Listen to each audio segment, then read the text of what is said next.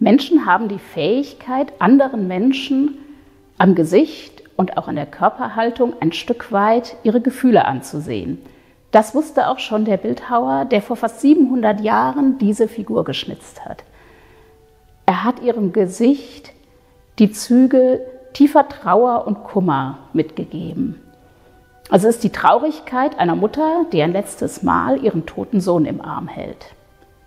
Die Betrachterinnen im 14. Jahrhundert wussten, obwohl es gar keine biblische Stelle gibt, die das erzählt, dass es sich hier um Maria mit dem toten Jesus im Arm handeln muss. Und für die Gläubigen dieser Zeit waren Kunstwerke wie dieses ganz besonders und auch ganz neu, denn sie berührten direkt und emotional. Da waren Maria und Jesus nicht die fern abgerückten Figuren einer abstrakten theologischen Erzählung, nicht Weltherrscher und Himmelskönigin, sondern sie rückten plötzlich ganz nah und waren ganz menschlich, eine Mutter, die über ihr totes Kind weint.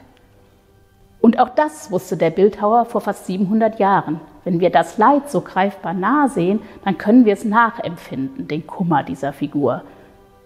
Pietà, das italienische Wort für Mitleid, ist deshalb der Name dieser Szenen von Maria mit dem toten Jesus im Arm, die vom 14. bis zum 17. Jahrhundert in der Kunstgeschichte sehr häufig dargestellt wurden und von denen unsere sogenannte Pietà Röttgen sicher eine der eindrücklichsten ist.